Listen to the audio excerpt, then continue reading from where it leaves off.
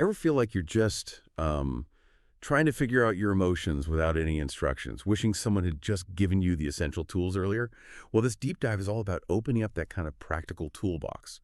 We're looking at science-backed insights for, handling those tough feelings and really building resilience. It's like finding those straightforward tips you'd just wish you'd known sooner. We're digging into insights today from Dr. Julie Smith's book, Why Has Nobody Told Me This Before? She's a clinical psychologist, and you might actually know her from her online videos. They're incredibly popular, making therapy ideas really accessible. Millions of people watch them. This book basically expounds on that, putting professional tools into, everyday language. Yeah, and that framing is really important. It's explicitly a toolbox. It's not therapy itself, but it's full of actionable skills that really anyone can start using. So our mission here is to go through this source and pull out the most practical, useful tools for you. The idea is to give you a clear picture of what the science says, what's worked for others, focusing on building that immediate ability to navigate your emotions, build resilience right now, without needing to, unpack years of history first. Okay, so let's jump right in. A really big idea to start with is that our mood, it isn't some fixed thing about who we are. It's more like a sensation we experience. Yeah. Like the weather changing. And the hopeful part is we actually have more influence over this emotional weather than we often think. Mm-hmm. And what's really key is understanding the link between thoughts and feelings. It's often put simply as thoughts change feelings, but it's definitely a two-way street. How you're feeling massively influences the kind of thoughts that just pop up. So if you're feeling low, you're much more likely to have negative thoughts, dwell on worries, which is why just trying to think positive when you feel awful is, it's really hard. Right, you can't just force it. And seeing that feedback loop, feeling down, makes negative thoughts more likely, which then makes you feel even worse. That helps you see what keeps you stuck. The source highlights the areas we can influence, our body state, the thoughts we focus on, and our actions. These things are constantly interacting. Exactly. And this naturally leads to those common thought patterns or biases that kind of trip us up, especially when mood is low. These are normal shortcuts the brain takes, but they get exaggerated. So you might catch yourself doing things like mind reading, assuming you know exactly what others think, usually negatively about you. Yeah, they definitely think I'm stupid. Right. Or emotional reasoning. Believing something must be true just because you feel it strongly. I feel like a failure, so I am a failure. That's a tough one. It is. Then there's the mental filter, where you only see the negatives and ignore anything positive. Or getting stuck in musts and shoulds, these rigid, perfectionistic rules for yourself. I should be able to handle this. Exactly. And finally, all or nothing thinking. Seeing things in black and white. If it's not perfect, it's a complete disaster. So, okay, these thoughts just arrive. You can't really stop them at the door. But the power then comes from noticing them, seeing them as biased thoughts, not necessarily facts, and then choosing how you respond. Precisely. It's about creating that bit of space. And there are practical ways to do that, like using distance language, saying I'm having the thought that, instead of just believing the thought itself, or even just writing thoughts down. It helps you get a bit of perspective, like a bird's eye view. Yep. And mindfulness practice, of course, helps you observe thoughts without getting swept away. Just spotting and labeling these biases lets you think, okay, maybe there's another way to see this. This sounds related to rumination, too, that feeling like your thoughts are just stuck on repeat, like a washing machine. Exactly like that. And when you combine that churning with those negative biases, it just keeps the distress going. So how do you break that? Well, the book suggests a really simple but powerful question to redirect your focus. What would I do if I was at my best? It's not about expecting yourself to be at your best right then, but just asking the question shifts your mind away from the problem loop, maybe towards picturing even a small positive step. That makes sense. And I guess talking to someone else helps too. Hugely. Human connection is a powerful antidote. Just being with friends, or yes, a therapist, can pull you out of your own head. Sometimes just hearing them reflect back what they notice helps build that self-awareness needed for a shift. Okay, let's move then from thoughts and feelings to action. And the real basics. There's a great analogy in the book about this, like football team's defense players. Yeah. If you neglect the defense, your basic needs, you're vulnerable no matter how good your attack is. These aren't the exciting bits, maybe, but they're essential, like putting cash in your health bank. Absolutely. And the science is really solid on this. The key basics highlighted are, first, exercise. It's genuinely potent against low mood. It can even help people already on medication. It impacts brain chemistry, dopamine receptors, making you more able to experience pleasure day to day. And finding something you actually like doing helps. Right. Not forcing yourself to run if you hate it. Definitely. Enjoyment is key. Second, sleep. Its effect is just massive. Poor sleep makes everything harder. Your mood, your belief, you can cope. Some good tips mentioned are dimming lights in the evening. Brightness matters more than the color, and maybe dealing with worries earlier, like writing them down before bed. So you're not trying to solve world hunger at 3 a.m. Yeah, exactly. Focus on relaxation, not forcing sleep, and, the obvious ones like avoiding caffeine and sugar late in the day. Right, what else? Third, nutrition. Physical and mental health are just so linked. Improving your diet can help with depressive symptoms, maybe even help prevent them. Common threads in helpful diets, Mediterranean, Japanese, etc., tend to be whole, unprocessed foods, healthy fats, whole grains. Okay. And fourth, but maybe most important, human connection. This comes up again and again.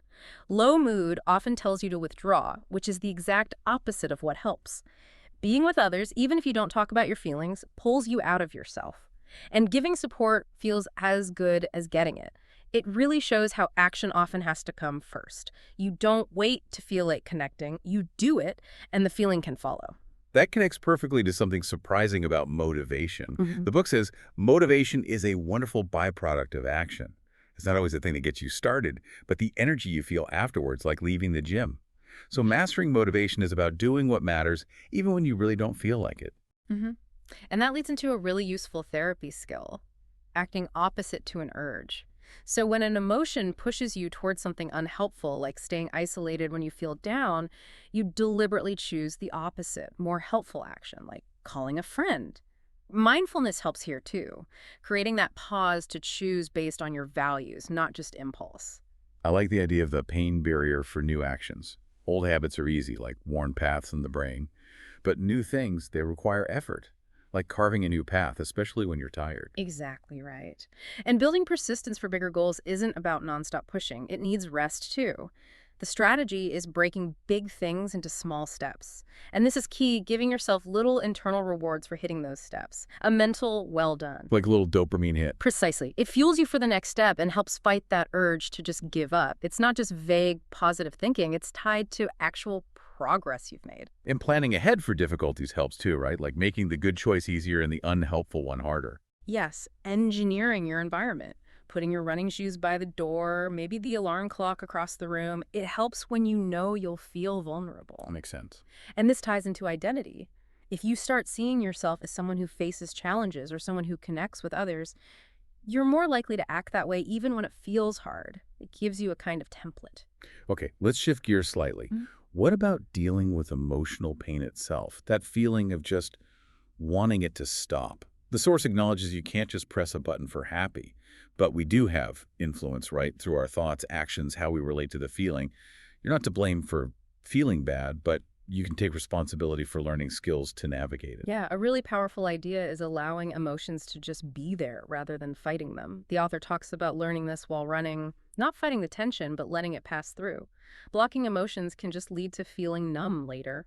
Approaching an emotion with curiosity, okay, what is this feeling telling me I need, can be really insightful. And, surprisingly maybe, just having more words for your feelings helps. Like naming them specifically. Yes, increasing your emotional vocabulary. Being able to tell the difference between, say, feeling uneasy versus restless versus just flat. It's linked to being more flexible in how you respond to problems.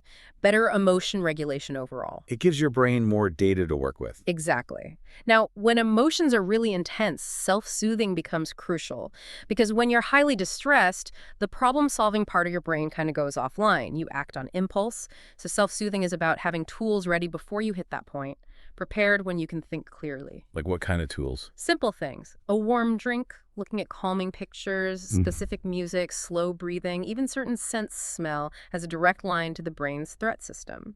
The idea of a self-soothing box is great filled with these pre-planned items or actions, like a reminder to call a friend or do some expressive writing. That sounds really practical. Let's talk about self-talk too, the power of the words we use. The book mentions how language shapes our experience. Like the author's supervisor, reframing exam nerves is a chance to share work. That shift changed everything. And that story about her son after eye surgery, scared and blindfolded, her calm voice made him feel safe.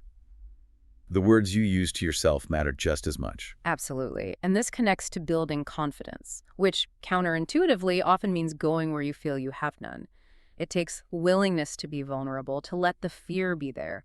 Courage comes first. Confidence often follows. Like the story of climbing the Sydney Harbor Bridge, feeling terrified but doing it anyway. Exactly that. Physical fear versus the choice to keep moving. Confidence grows in specific situations through doing the scary thing, usually in small steps. Thinking of yourself as your own coach or nurturer in your self-talk can really help. Okay, and what about the really hard stuff? Failure, criticism. The book makes a good point that criticism often reflects the critic's own rules or perspective more than your actual worth. Hmm.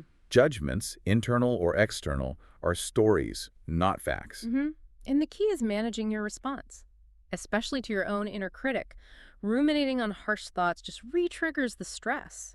This is where self-compassion is vital. It's not laziness. It's being the supportive voice you actually need to get back up.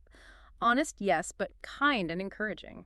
And research backs this up, that self-compassion actually helps resilience. It does. Self-compassion and self-acceptance, knowing you're fundamentally okay, make people more likely to persist after setbacks, not less. It counters that fear of failure.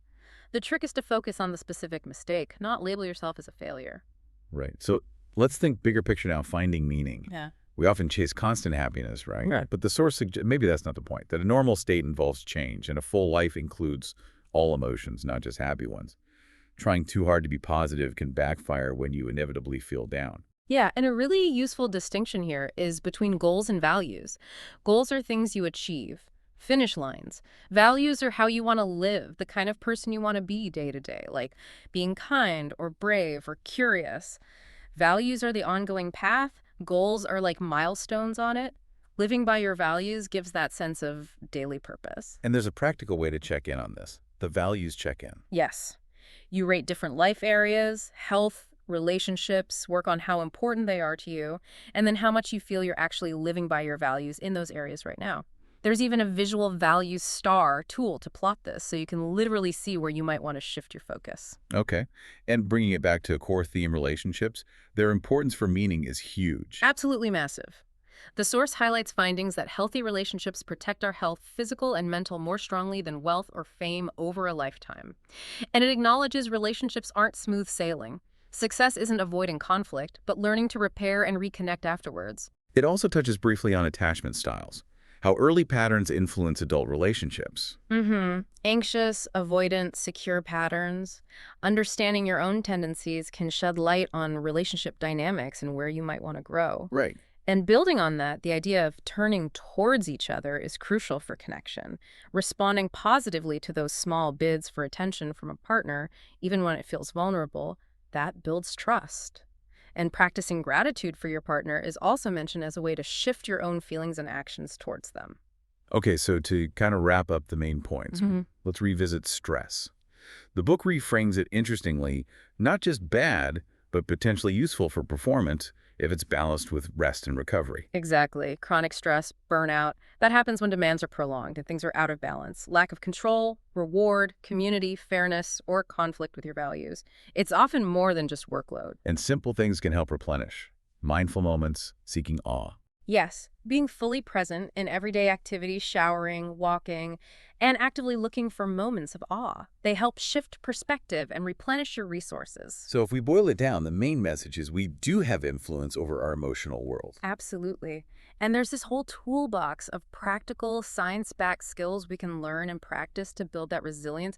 It's a journey, you know? Practice, not perfection. Definitely. It's like building a muscle. It takes time and small, good decisions consistently. Progress, not perfection. And remembering those key shifts. Courage before confidence, action before motivation. And crucially, remembering that reaching out for support is okay. It's a strength. Yeah. You don't have to wait for a crisis. Yeah. Learning these skills, connecting with others, these are powerful things you can do. So here's a final thought to leave you with, drawing from all this. If emotions are like the weather, always changing, and a full life includes storms as well as sunshine, what would it look like for you to maybe stop fighting that inner weather so much?